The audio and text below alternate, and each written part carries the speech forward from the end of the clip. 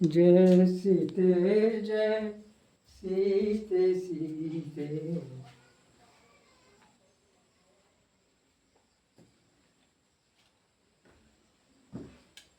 गोनू झा ने चोर पकड़े। इस शीर्षक से मैं आपके सामने एक कथा सुना रहा हूँ। गोनू झा राजा के दरबारी थे, अतः उन्हें इनाम इकराम मिलता रहता था। उनका घर प्रतिष्ठित हो गया था, पक्की हवेली थी, बाग बगीचे थे, आम लीचे अमरूद जामुन रामफल सीताफल सभी तरह के पेड़ लगे थे। एक दिन गोनू झा के बगीचे के बाहर कुछ खड़े कुछ बैठे 4-5 लोग सोच विचार कर रहे थे। वे सभी गांव के दक्षिणी टीले के निवासी थे। परस्पर वे एक दूसरे को जानते थे, पर रोज का आना जाना नहीं था। गोनू झा ने उनसे पूछा कि वे यहाँ किस कारण खड़े हैं। वे आए तो यहाँ से शहर की ओर निकले। उन लोगों ने गोनू झा को पाए लागू पंडित जी भी कहा, पर गोनू झा को शक हुआ कि ये गलत कह रहे हैं। गोनू झा का घर गांव के छोर पर था, जहां से रास्ता नहीं था। वे उल्टा रास्ता क्यों पकड़ेंगे, ऐसा सोचा। कुछ खोजबीन करने से जान गए कि ये चोर हैं। इनकी चोरी से गांव के लोग परेशान रहते हैं। अब उन्हें पता चल गया कि हो न हो यहाँ खड़े होकर ये चोरी की योजना बना रहे होंगे। इनका माथा ठनका।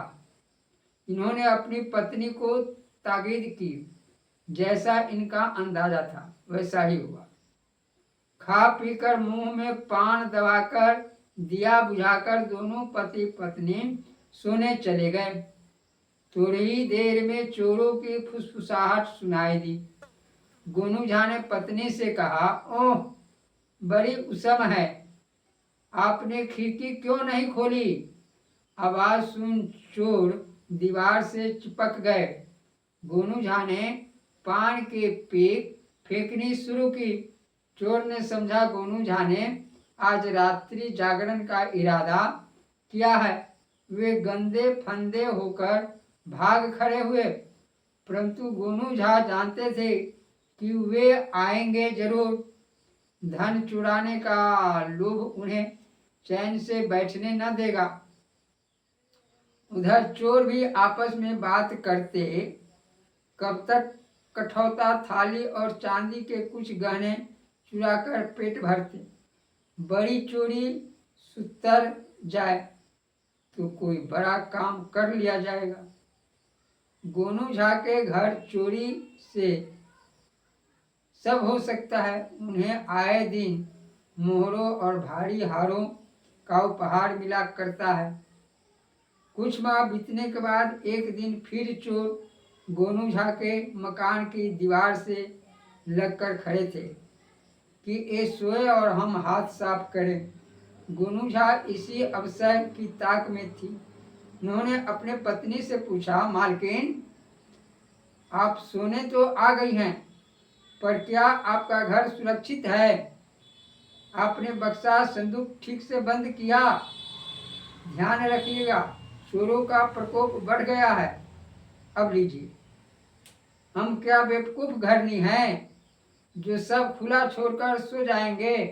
पत्नी ने कहा, ध्यान रखिएगा, चोरों का प्रकोप बढ़ गया है। जी हाँ, सब ठीक है। आपने गहनों की पोटली कहाँ रखी है। वहीं जहां आपने सुझाया था। तब ठीक है। लीची के पेड़ पर ना, उसी बीच वाली डाली पर पत्तों से ढककर रखा है ना। हाँ हाँ, तीसरे पेड़ पर भोनू बाबू को चढ़ाकर गहना और मोहर सब बंधवा दिया। बेस किया। चलिए अब सो जाइए। चोर कैसे जानेगा कि गहना कहाँ है।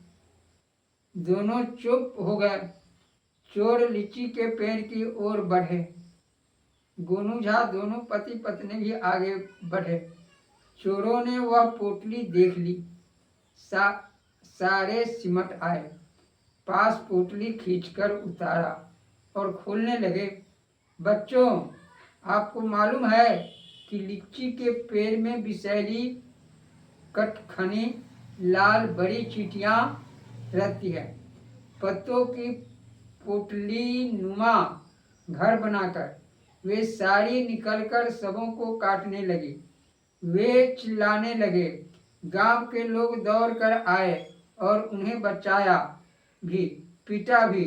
गोनू बाबू और उनका परिवार आनंद से हंस रहा था। गांव वालों को जब असलियत पता चली तब हंस हंस कर बुरा हाल हुआ। चोरों को नसीहत मिल गई। ऐसी गोनू झा ने अपनी संपत्ति भी बचा ली और चोरों को सबक भी सिखा दिया। जय श्री सीते। यह कथा आपको अच्छा लगे तो कृपया इसे आप बार बार सुनने का प्रयास करेंगे। जय श्री सीते।